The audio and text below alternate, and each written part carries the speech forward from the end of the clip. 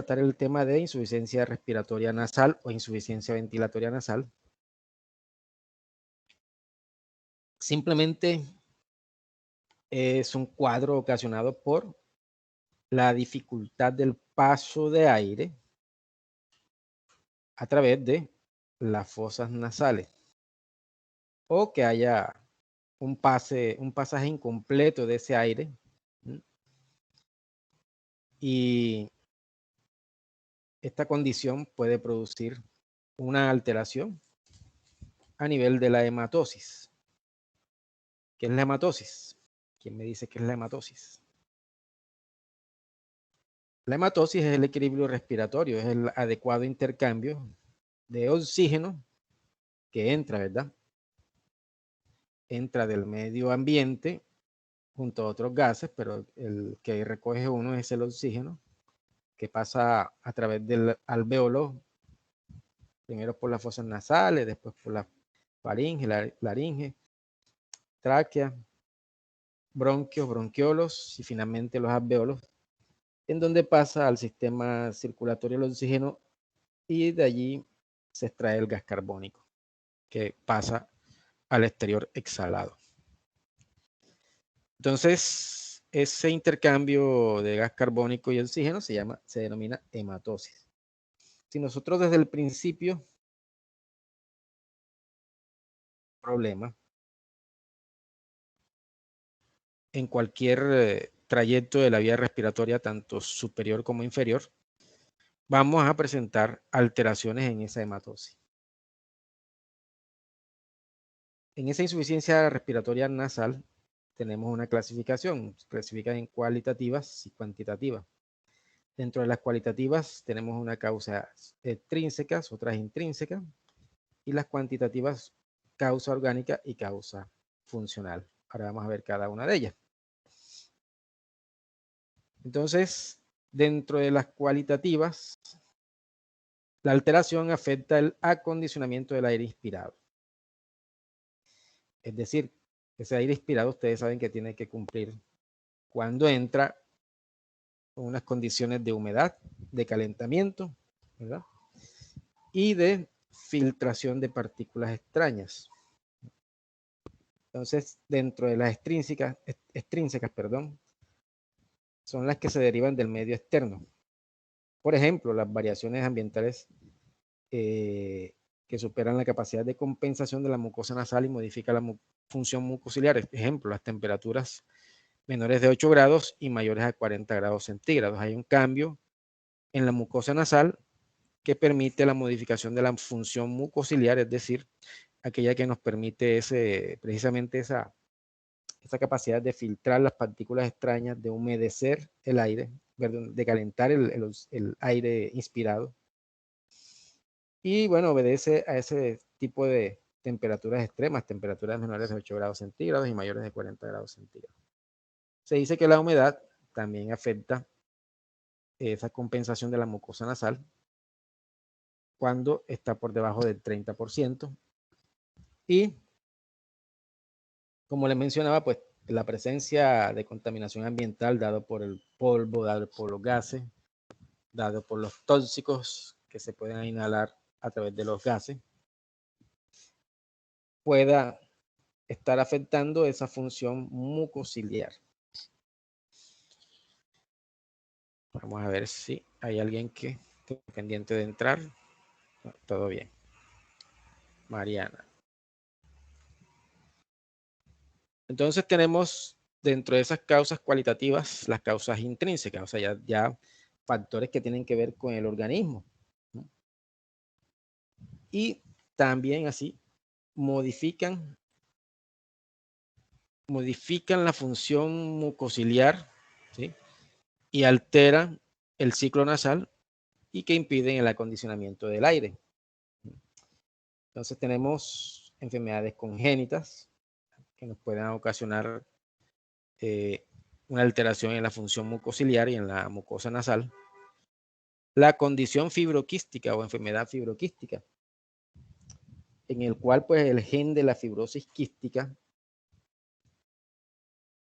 hace que esa función ciliada ¿sí? Esa función de los cilios, que es el movimiento, ¿verdad? El movimiento del moco, no sea permitida, no se pueda dar, y por tanto ese moco se acumula en los tejidos, principalmente el tejido respiratorio, y por tanto si ese moco se acumula va a propiciar un inadecuado intercambio, una inadecuada hematosis.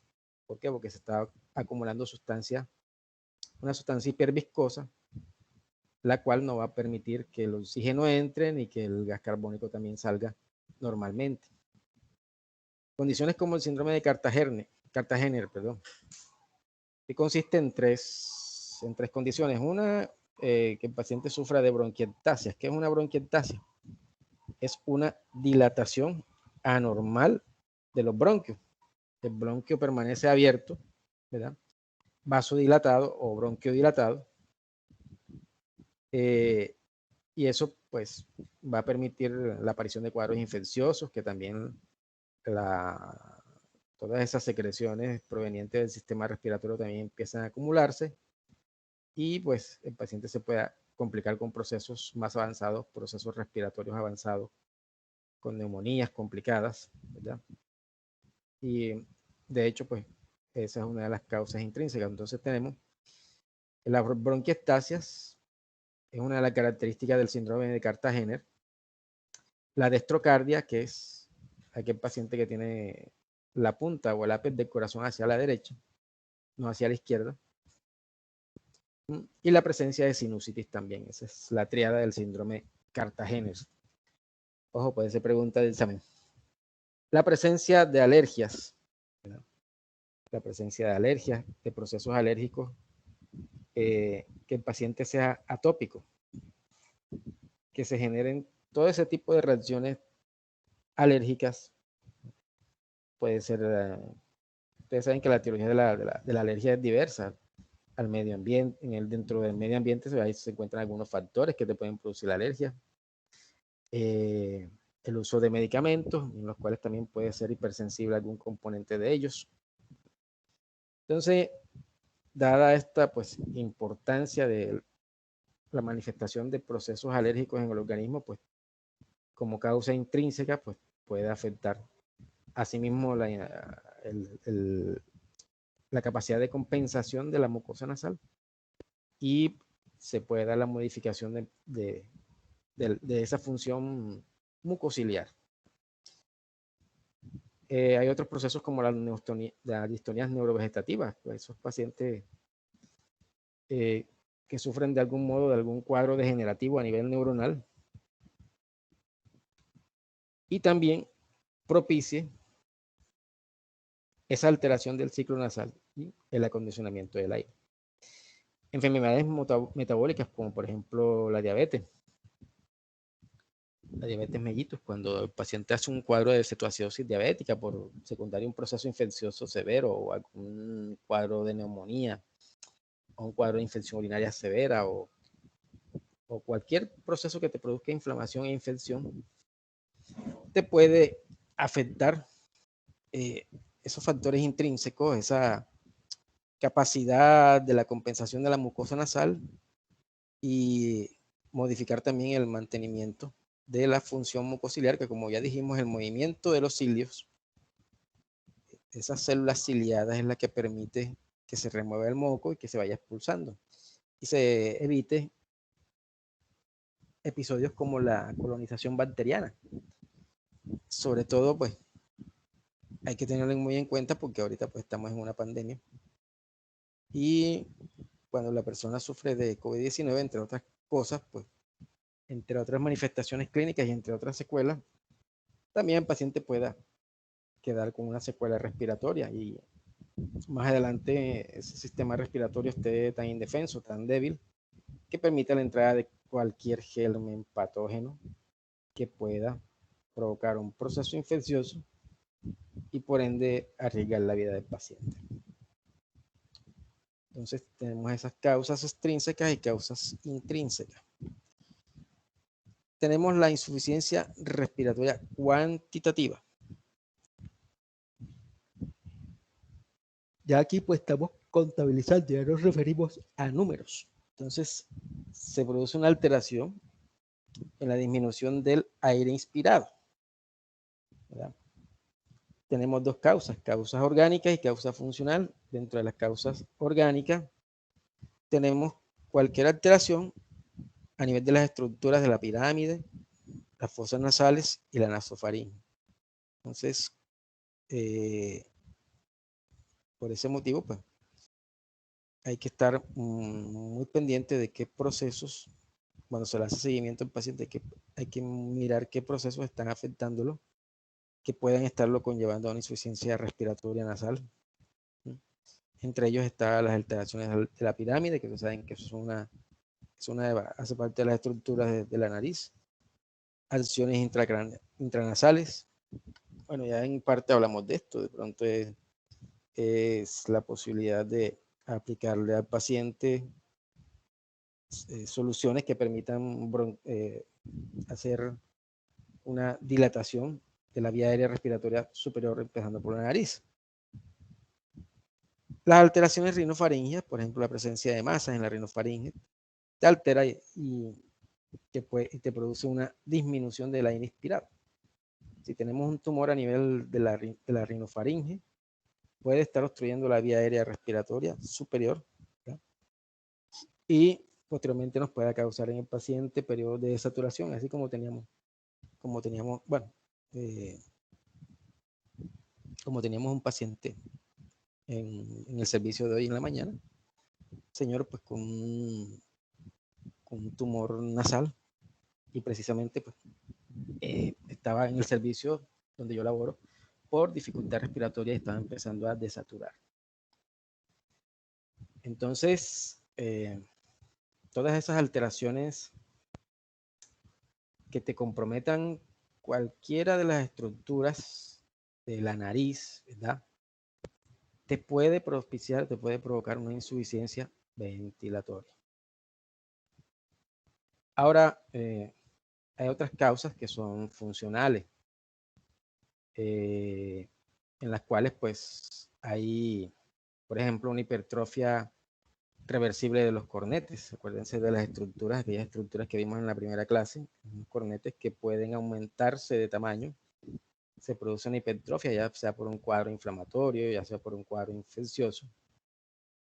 Y te puede propiciar todo este tipo de rinosinusopatías, tanto alérgicas como inflamatorias como no inflamatorias. Entonces, como son estructuras que están de todas maneras conformando, ¿verdad? Esas estructuras internas de la nariz,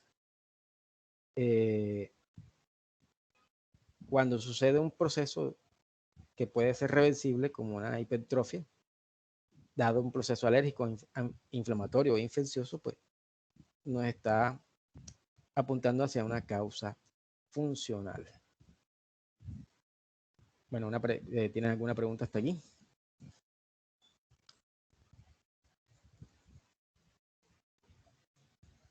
¿O algo que mencionar, algo que...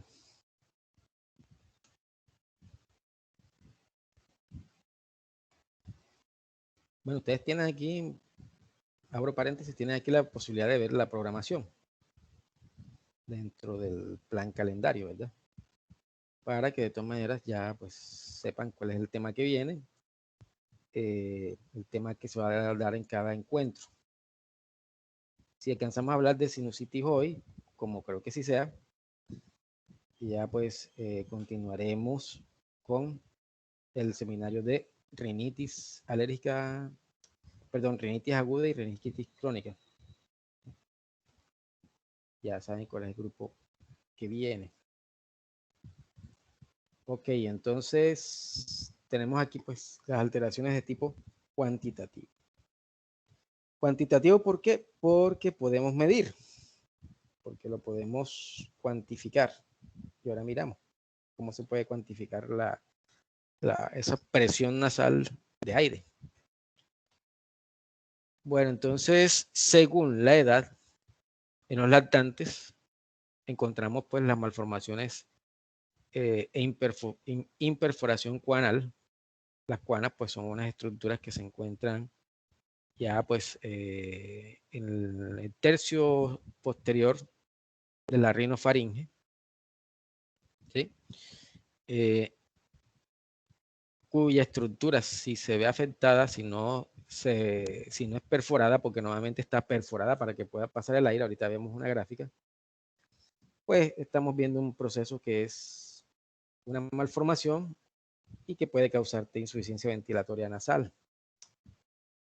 El meningoencefalocele, ¿qué es eso? Es un proceso en el cual se produce una herniación de las meninges y el cerebro, ¿ya? Que va a dar hacia la base del cráneo y que puede también comprometer esas estructuras internas de la rinofaringe y de la orofaringe. Entonces también va a producirse un proceso obstructivo como tal que te va a ocasionar una insuficiencia respiratoria nasal. ¿Alguna pregunta hasta aquí?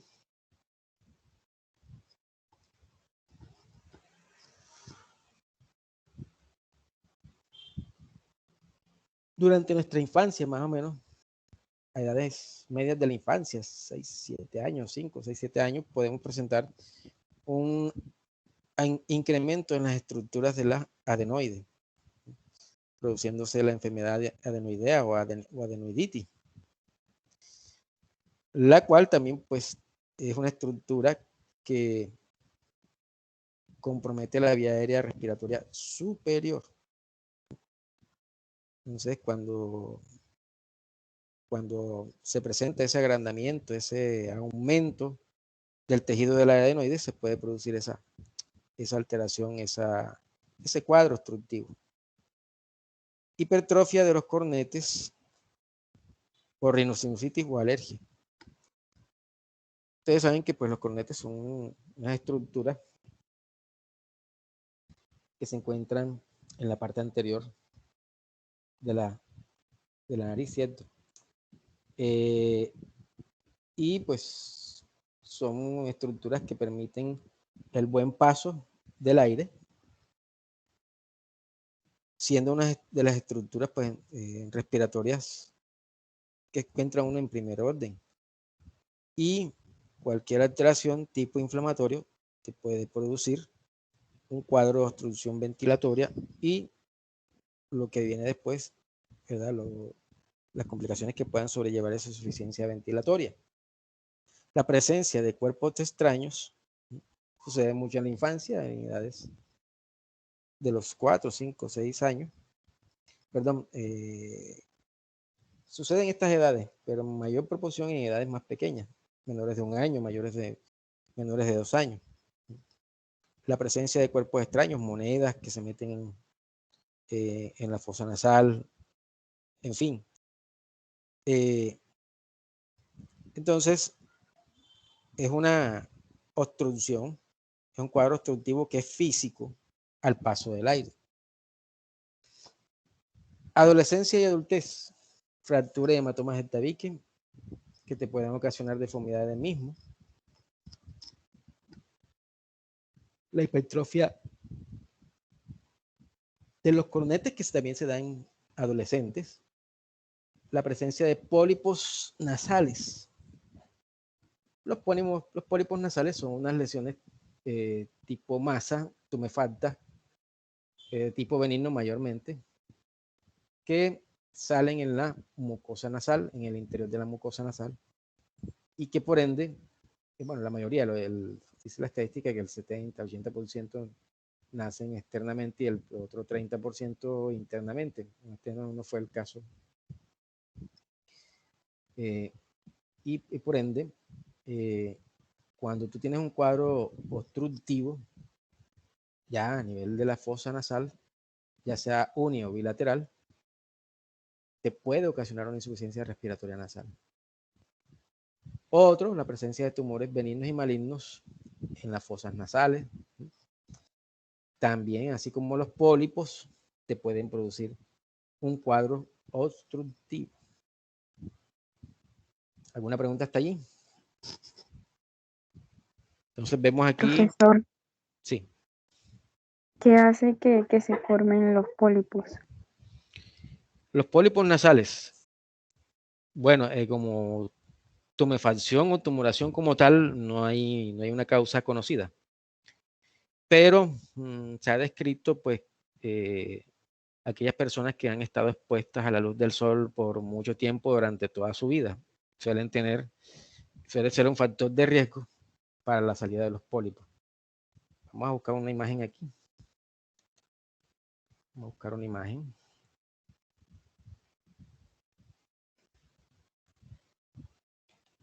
Me preguntó, ¿quién participó? Cassandra. Cassandra Tuirán. Muy bien. Sí.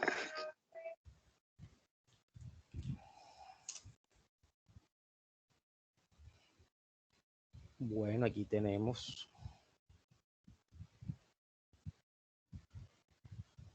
Fíjense, a nivel de una nasoscopia, se puede ver aquí la presencia de esa masa. Aquí está otra, a nivel de los, generalmente a nivel del meato medio, del meato inferior o del meato medio. Entonces, fíjense ahí, es otro esquema donde nos muestra la formación de los mismos. Realmente una causa conocida, una causa determinada, todavía no se ha descrito. En todo caso, fíjense el compromiso que hay, no solamente a nivel de fosas nasales, también pueden surgir a nivel de los senos paranasales.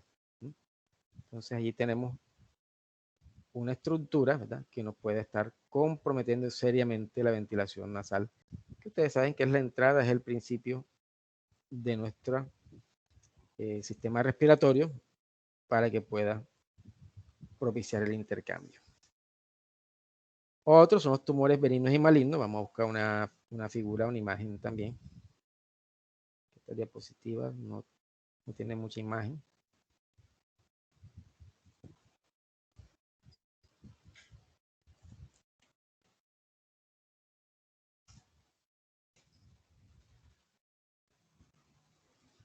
Fíjense que a diferencia del pólipo, ¿verdad? Bueno, el pólipo como tal es semejante a una tumefacción, una tumoración. Pero el tumor, fíjense ustedes, generalmente pues es de peor aspecto, ¿verdad? Aspecto rugoso, el pólipo es un poquito más liso. Aquí, por ejemplo, este tumor nasosinusal, también de aspecto rugoso.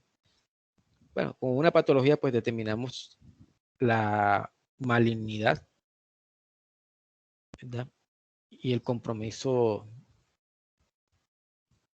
de todos esos tejidos que se encuentran alrededor.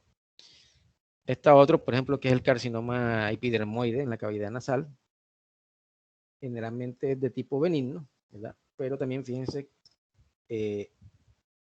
cómo causa obstrucción nasal y que en últimas puede propiciar la formación de úlceras locales que se pueden infectar. Por tanto, tiene el paciente que recibir manejo antibiótico de amplio espectro. Entonces ahí tenemos los tumores benignos y malignos como causa de la insuficiencia ventilatoria nasal. Entonces, dentro de las manifestaciones clínicas de la insuficiencia ventilatoria nasal cuantitativa, dificultad para ventilar por la nariz. Como no puede ventilar por la nariz, el paciente permanece con la boca abierta para que pueda entrar un poquito más de aire. Del que no le entra por acá por la nariz, pues le entra por la boca. Y así propiciar una adecuada hematosis. Inspiraciones nasales bruscas y profundas y cortas, pues como tratando de compensar ese aire o ese oxígeno que no ingresó normalmente. Sequedad de la garganta, ventilación ruidosa que se acentúa en la noche, ¿verdad? Cuando ya estamos en esos estados de reposo como tal y que puedan esos cuadros obstructivos producir una ventilación ruidosa, una ventilación con ruido. anosmia, que es la ausencia de olor, ¿verdad? La hipogeusia, que es la ausencia de sabor. Ya ustedes saben qué significa eso actualmente. Primero pensamos en coronavirus, que pensaba en una insuficiencia ventilatoria por una causa cuantitativa. Obviamente, pues si tenemos alteraciones a nivel de la vía aérea respiratoria superior, generalmente se presentan modificaciones en el timbre de voz. Se vuelve una voz más ronca, más tosca. Rinolalia cerrada. Y dentro de la insuficiencia ventilatoria nasal cualitativa, aquí pues estamos viendo pues todas esas alteraciones, ¿verdad?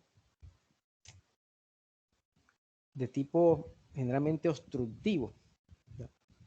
Y aquí en la cualitativa dice que es la incapacidad para realizar actividad física forzada por la aparición de taquicardia, fatiga, taquipnea y calambre.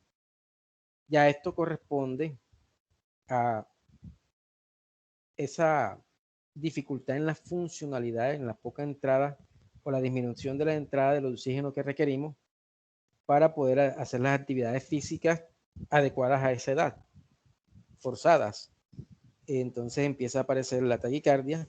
¿Por qué aparecerá la taquicardia? ¿Quién me contesta? Para hacer un poco más dinámica la clase. Si yo pues tengo dificultad para propiciar una adecuada ventilación, o sea, no me está llegando el oxígeno necesario a los pulmones para yo poder intercambiar adecuadamente y estar estable en la parte respiratoria y hemodinámica. Cuando hay ausencia o cuando hay disminución de la cantidad de oxígeno que llega, pues entonces el corazoncito prende las alarmas y empieza a hacer taquicardia para que vaya la mayor cantidad de glóbulos rojos, ¿sí?, al alveolo y así poder intercambiar el gas carbónico por el oxígeno que se está necesitando de manera más rápida. Profe, Dígame. ahora que usted dijo taquicardia, recuerdo que vi un video donde decía que sobre algo en el corazón, como que unas picadas así, unas punzadas que a veces le daban a las personas em, en el corazón, así como de repente, yo creo que casi a todos nos ha dado, entonces es como que eso a qué se debe. Bueno, eso es un síntoma o signo, es un signo muy en específico, las punzadas. Sí, son como calambres, decía, eran como calambres, así como que uno estaba así de repente y una punzada fuerte en el corazón. Bueno, eso es que, como te digo, esas punzadas tienen varias causas. Puede ser de tipo inflamatorio, no probablemente tiene que ver con el corazón, sino con el cartílago costal, que se inflama y puede doler de esa manera, tipo punzada. Otras que pueden ser el corazón mismo, que recibe una descarga adrenérgica, una descarga debido a un susto o una situación emocional. Bueno, todas esas condiciones que produzcan una descarga adrenérgica y te produzca una sensación de punzada y de taquicardia. Eso también se puede dar. Las causas son varias, pero bueno, generalmente las más comunes son esas, de por qué sucede esa picada en el corazón, esa sensación de picada en el corazón. La otra son las causas netamente cardiovasculares. Si el paciente se está infartando, obviamente, pues que va a tener este tipo de sintomatología o sintomatología semejante. Y si tiene antecedentes cardiovasculares de importancia o metabólicos de importancia, incluyendo la diabetes, la hipertensión, es un paciente que es de cuidado, si llega a sentir ese tipo de síntomas de dolor y punzada en el pecho.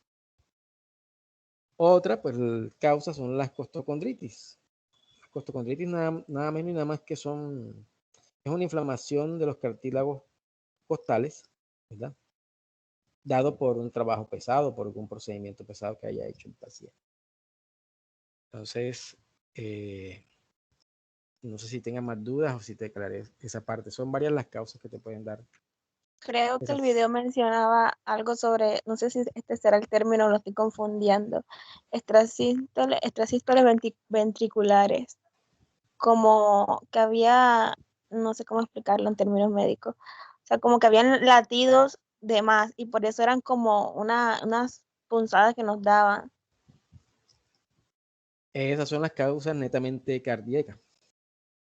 Y usted lo ha dicho, las extrasístoles ventriculares, nada más y nada menos que son latidos extras a los que tú necesitas, latidos superpuestos, latidos que no eran necesarios pero que se dieron y que te pueden causar esa sensación. La otra es que el paciente esté sufriendo de alguna enfermedad de tipo cardiovascular, de tipo isquémico, que te pueda estar produciendo esa sensación de punzada y dolor. Paciente que se esté infartando, por ejemplo. Entonces, tenemos esas causas intracardíacas y extracardíacas. O sea, puede haber otros procesos que te puedan desencadenar en esa sensación brusca de sensación de picada, perdón la redundancia, o de dolor precordial. ¿Quién me habló, perdón? Cassandra, otra vez. Uf, otra compañera. Lía, Cerro, Lilia Serpa. Lía. Alia Serpa. Bueno, entonces ya dijimos que las cualitativas pues es la incapacidad para la realización de las funciones específicas a nivel del sistema respiratorio o vía aérea respiratoria superior. ¿Pero qué repercusiones tiene la insuficiencia nasal renal, insuficiencia respiratoria nasal o insuficiencia ventilatoria nasal? Ustedes disculpen que estaba antes de ustedes, esta mañana di una clase de enfermedad renal, por eso se me atravesó el término. Entonces, insuficiencia respiratoria nasal. La insuficiencia renal crónica es una IRC. Bueno, entonces tenemos en los senos paranasales se pueden acumular sustancias inflamatorias y producir lo que se llama unas sinusopatías por mala ventilación. En la faringe también pues el tejido se puede ver afectado pues, produciendo una disminución de ese tejido, ¿verdad? ¿Cómo les diré? Un proceso en el cual el tejido se achica, se vuelve pequeño, ¿verdad? Hasta el punto de poder desaparecer a veces. Eso se llama atrófica. O las hipertróficas, que es cuando el tejido, por el contrario, crece, ¿verdad? Y puede producir cuadros obstructivos. Entonces, a nivel de la faringe también puede producir esos cuadros obstructivos. La laringotraqueobronquitis crónica recurrente, ya en el árbol respiratorio bajo, puede darse, pues, porque como a nivel nasal no se está llevando a cabo un adecuado intercambio, ¿verdad? O una adecuada entrada, perdón, una adecuada entrada del oxígeno, entonces vamos a tener unos tejidos que no están recibiendo la nutrición necesaria por ese oxígeno, ese tejido respiratorio, y te va a producir una alteración inflamatoria. ¿Sí? Y por tanto, pues, tener como repercusión una inadecuada hematosis. El oído, ya pues bastante estudiado por nosotros, procesos como la otitis media aguda o repetición u otopatía serosa, trae como repercusión la insuficiencia ventilatoria nasal. En el macizo facial, la atresia de maxilar superior y mala oclusión dentaria. La atresia pues también es la disminución, ¿verdad?, de ese tejido, dada pues esa condición de no recibir la cantidad de oxígeno que se necesita para cumplir todas esas funciones a nivel de la célula y a nivel del crecimiento. Y la mala oclusión dentaria, pues esa capacidad de cerrar de manera, no digamos que hermética, sino cerrar de manera adecuada maxilar superior con el maxilar inferior. vamos a encontrar una mala oclusión, o sea, no va a quedar completamente o parcialmente cerrada pues ese acercamiento entre maxilar superior e inferior, sino que va a haber un espacio. En tórax y columna, el aplanamiento de las paredes torácicas y trastornos en las curvaturas de la columna, cifosis y escoliosis. Pero vamos a ver qué es eso, para información general. Cifosis.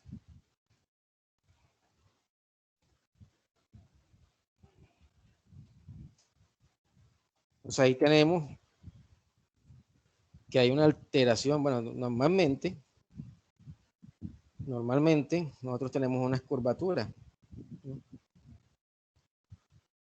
Entonces se dice que hay una cifosis cuando una curvatura de esa espina dorsal tiende a ser más acentuada, o sea, es más jorobado aquí, esa curvatura se acentúa.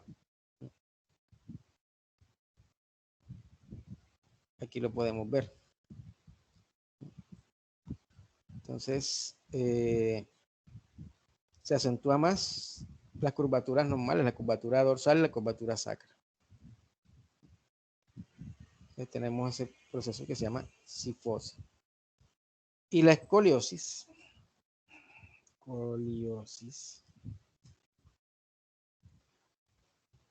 Como podemos ver en la imagen, ¿verdad? Normalmente la columna vertebral debe ir simétrica, ¿cierto? Simétrica, sin ladearse. En los cuadros de escoliosis hay una alteración a nivel de esa simetría en la columna vertebral que puede comprometer la parte respiratoria del paciente. ¿Ok? No sé si tienen alguna pregunta hasta ahí. Trastorno reflejo por vía trigeminal simpática y que generalmente terminan en procesos como la cefalea recurrente. Además de eso, la cefalea pues también se puede dar por esa alteración a nivel de la hematosis, en la cual pues no está llegando la cantidad de oxígeno que el cerebro necesita y el paciente termina en un cuadro de cefaleas recurrentes. ¿Alguien iba a Profe, preguntar una algo? pregunta. Sí. Sí, que si la escoliosis, desde qué edad se produce? O si tienes algún, pues, como que Ahí tratamiento para enderezar. hay pacientes que nacen con cifosis y pacientes que nacen con escoliosis, nacen con esa alteración, con esa malformación. Y hay pacientes que la adquieren dado por ya a mayores edades, ya en edades adultas, la adquieren por mala posición o falta de higiene de la columna vertebral, ¿sí? Malas posiciones, ¿sí? Enfermedades como la descalcificación, como ¿cómo que se llama? La osteoporosis, que te puede desencadenar en la disminución de las cortezas vertebrales, ¿sí? Y las apófisis, el disco como tal, y se disminuyen los espacios y por ende te puede ocasionar una desviación de la columna vertebral.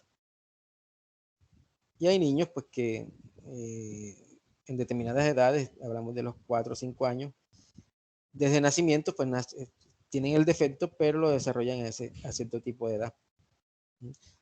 ¿A qué edad puede darse? A cualquiera, porque hay pacientes que nacen con ellos, con esos trastornos. Que si puede ser adquirido, también puede ser adquirido. ¿Qué tipo de tratamiento? Generalmente es cirugía de columna, tratar de recolocar cada una de la cadena, esta cadena vertebral, ¿verdad? De esta cadena de vértebra, para poder recuperar esos espacios que te puedan propiciar un adecuado posicionamiento. Aquí tenemos otro ejemplo. Fíjate, se puede dar a nivel de toda la columna vertebral. Esta es la normal. Esta es una cifosis cervical, dorsal. Esta es una escoliosis dorsal, una escoliosis lumbar, otra escoliosis dorsal, y aquí doble, ¿verdad? Tanto dorsal como lumbar. Entonces, sí existen procedimientos quirúrgicos que permiten enderezar esa columna. ¿Ok? Bueno. Gracias. Tenemos formas clínicas como esa insuficiencia respiratoria nasal de un lado o del otro. Puede ser parcial, total, brusca o progresiva, según el tiempo, y transitorio o permanente. ¿Qué hay que hacer? Un diagnóstico mediante el examen físico, pedir estudios complementarios, tipo una RX de senos paranasales, una RX de pirámide nasal, una RX de nasofaringe. La medición, ¿verdad? Mediante un manómetro de esa fuerza ventilatoria. Aquí lo tenemos, el manómetro, una rinomanometría, en la cual pues te va a medir en milímetros de mercurio si estás ventilando adecuadamente por fosa nasal. Y pues aquí te lo explica en el rinomanómetro. Escribe la resistencia que debe vencer la columna aérea en la inspiración y la expiración al pasar por las distintas áreas de las fosas nasales. Entonces se hace esto y se registran las presiones de volumen, el volumen de aire dado, suministrado, y así pues los resultados de la medición.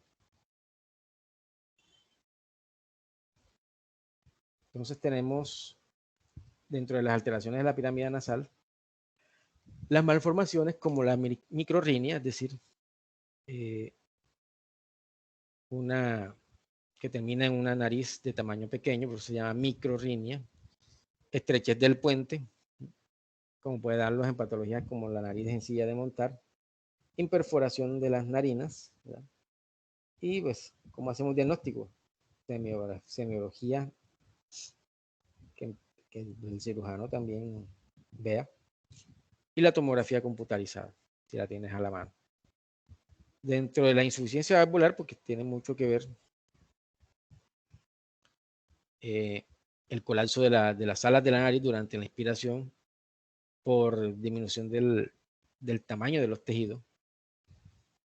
Hacemos también un examen clínico completo, una rinomanometría, y si encontramos alguna de estas causas, remitir al área de ORL, ¿verdad? Especializado en cirugía, ¿cómo que se llama? En retiros de lesiones tumorales. Y también esas especialidades que pues resuelven el problema, ¿verdad? Reparan tu problema y ya después se miraría la parte de estética a ver cómo se podría solucionar.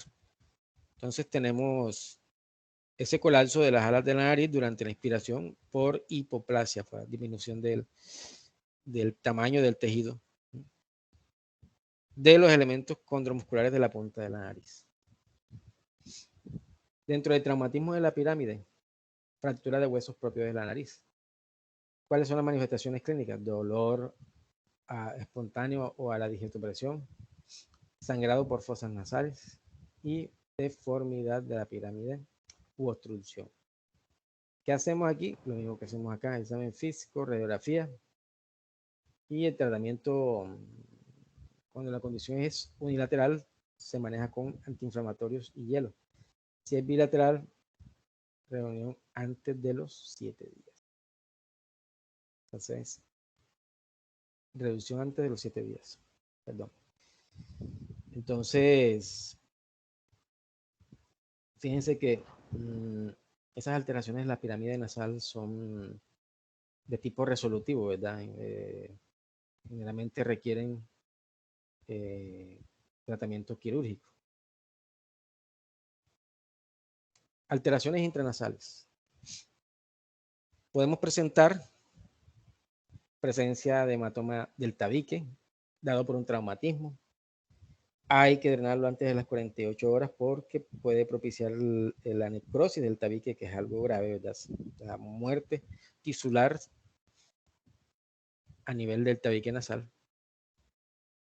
Se pueden presentar desviaciones del tabique nasal. Como les he dicho, la mayoría de las personas tienen tabique desviado en mayor o menor grado. Eso por el desarrollo disarmónico de nuestro macizo facial o por traumatismo, o sea, puede ser adquirido también. Luxaciones, dislocación del cartílago cuadrangular que protruye hacia la fosa nasal. Sinequias, adherencias fibrosas entre las estructuras de las fosas nasales. La presencia de cuerpos extraños más frecuentemente en niños, la mayor grupo etario en que se presenta este problema de ingestión de cuerpos extraños. Entonces, generalmente en ellos puede ser unilaterales. Se presenta una obstrucción nasal brusca, presencia de moco, de contenido mucopurulento y a veces se produce una reacción granulomatosa, que es la que está o engloba ese cuerpo extraño. Entonces, tratamiento aquí en este caso también, lo más pronto posible, una intervención quirúrgica.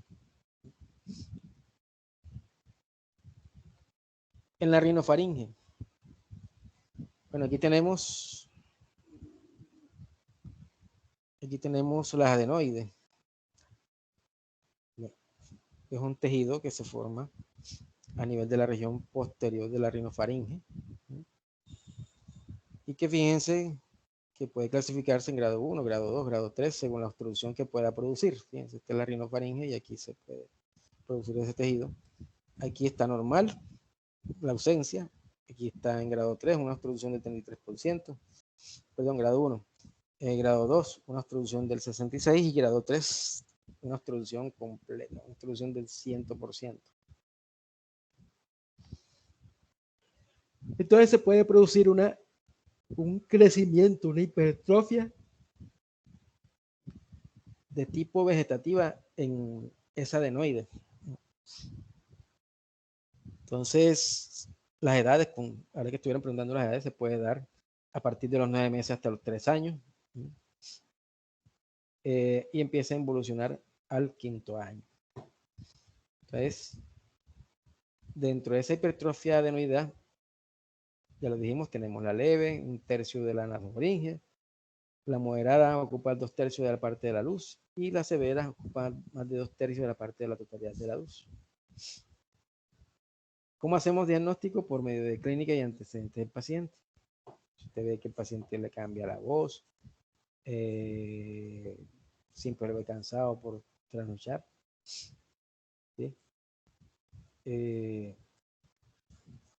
Porque ya sabemos pues, que todas estas alteraciones obstructivas de la ventilación nasal te pueden producir alteraciones del sueño también. Entonces, hacemos diagnóstico con el examen físico, examen imagenológico y realización de la rinomanometría. Tratamiento sintomático y quirúrgico. En el sintomático usamos descongestivos nasales y antibióticos. Y en el quirúrgico, pues remover este tejido que nos está afectando. Ya sería para los grados más avanzados, grado 3 y grado 4. Perdón, grado 2 y grado 3.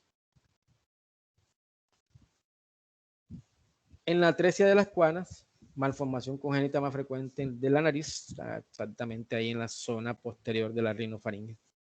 Están las cuanas, que como pueden ver son de un tejido pues, laxo que pueda propiciar y no obstruir el paso del oxígeno, el paso del aire a este nivel. Entonces, dentro de las características de esta patología de la atresia de las cuanas, podemos encontrar que puede pasar inadvertida en el nacimiento, producir rinorrea persistente y que aumenta al flexionar la cabeza. Entonces, puede producir disminución de la sensación olfativa y una disminución de la misma o ausencia de la misma sensación olfativa. En la bilateral se considera una urgencia neonatal, ¿verdad? Por la disminución de la capacidad respiratoria, se produce cianosis o coloración azulácea a nivel de la boca, a nivel de los miembros superiores e inferiores. Se puede producir disminución de la frecuencia cardíaca y se puede producir muerte por asfixia. ¿Cómo hacemos diagnóstico? Hay una manera muy simple. Si introducimos una sonda a través de las fosas nasales, esta no pasa a la faringe. Se puede hacer una rinomicroscopía o una rinofibrobroncoscopia. Tratamiento sintomático: asegurar la ventilación mediante intubación endotraqueal y adecuada nutrición. Vigilar que la saturación de oxígeno no se desmejore. ¿Y cuál es el tratamiento definitivo? Una perforación con trocar y colocación de un tubo tutor en atresias membranosas para que no se vuelva a tapar. Entonces aquí la tenemos de manera normal y aquí la tenemos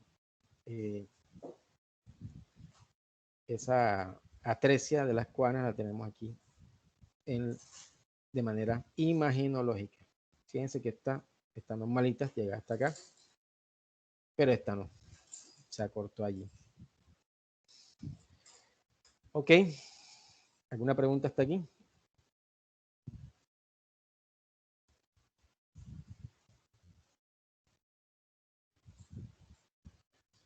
Bueno, entonces les entrego el poder, son las 5 de la tarde, para que desarrollen el seminario de sinusitis.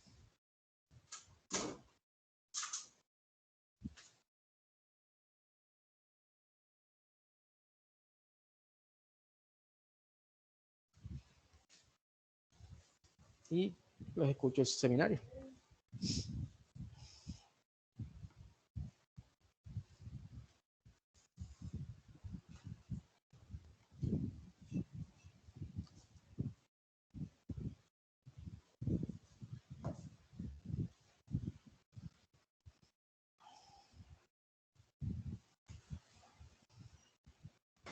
Profe, buenas tardes. Buenas tardes. Soy Shirley del grupo del seminario. Era para decirle que un compañero de nosotros está sin internet ahora mismo, entonces no sé si podemos exponer así en realidad. Sí, Y expongan una compañera también está ahora mismo internada. A ver, ¿cuántos son en el grupo? Somos, Son 5. sí, Compañero que no puede entrar, ¿quién es? Juan Pablo. Juan Pablo Luna. Y la que está internada está en, ¿qué? Hospitalizada. Sí, se llama Andrea. Andrea. Bueno, si cualquiera de los tres puede asumir lo que iba a exponer Juan y lo que iba a exponer Andrea, pues podemos desarrollarlo. Aunque lo ideal es que todos sepan el tema, ¿no? Entonces, si los otros 3 compañeros del grupo pueden asumir el exponer la parte que le tocaba a ese compañero, pues podemos desarrollarla. Entonces, no sé qué dirán ustedes. De todas maneras, saben ustedes que estamos escasos de tiempo. ¿Oyeron? Hay que programar el segundo parcial, que ya sería para la otra semana. Y hay que ir programando esas evaluaciones para poder salir adelante con el semestre. Entonces, si pueden asumir la responsabilidad de los otros 2 compañeros, pues vamos a desarrollarlo.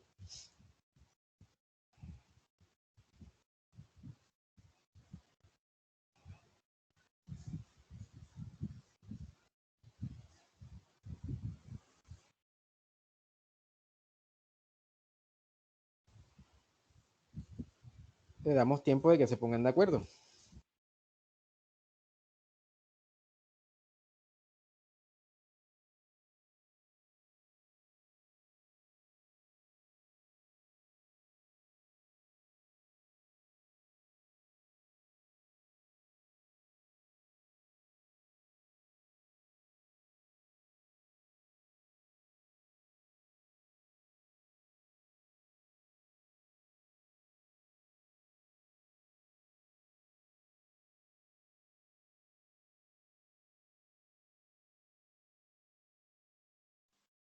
Profesor, buenas tardes. Yo soy Keimi Serpa y soy del grupo. Profe, mire, el inconveniente es que, o sea, todos íbamos a decir pues partes importantes de la exposición en sí y pues era un poquito extensa. Entonces, pues sí, se nos dificultaría pues sin la presencia de los dos compañeros, pues complementar la información que ellos iban a dar en el seminario. No, pero todos deberían conocer el tema. Porque esto puede pasar. Recuerden que las fallas técnicas se pueden dar en estos casos. Inclusive en la presencialidad se puede dar que falte un compañero porque tuvo una calamidad. Entonces, la idea es que se pueda sacar el seminario. Bueno, si no, entonces lo dejamos para mañana. Y tocaría aplazar, o si no se extienden ustedes, pues tocaría aplazar el de rinitis. Era para mañana. Bueno, profe, en realidad sería mejor que pasemos para mañana a primera hora. Nosotros exponemos. El tiempo corre, el tiempo de ustedes saben que nosotros perdimos prácticamente 8 semanas.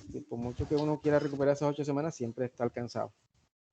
Entonces, mañana sin falta, si llega a haber alguien, se llega a repetir la situación, tanto para este grupo como para los que vienen a exponer, ya pues saben que tienen que aprenderse, tienen que tener un plan B para exponer su seminario.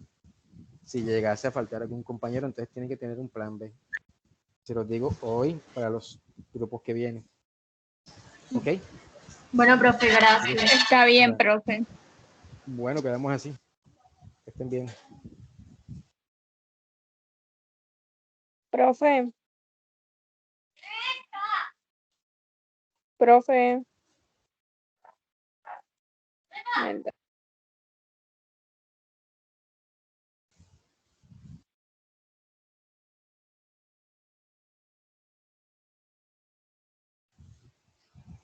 Dígame. Es para ver si ya mandó las grabaciones de las clases pasadas, Sí, yo se las envié al grupo que ustedes tienen en común. el de fono. Sí, el de fono. Le mandé las diapositivas. Si alguna cosa me dicen si hace falta algo. Hay algunas grabaciones que no les envié porque no se grabaron. Creo que fueron unos seminarios, un par de seminarios que no, uno o dos creo que no se grabaron. Pero igual se les envía las diapositivas. El Profe, y examen va también para la otra semana. nos va a facilitar las de hoy también. Sí, claro. Listo, gracias. Bueno, listo. Sí, claro, esta se la mando en su momento cuando toque evaluar. Listo, quedamos así. Que esté muy bien.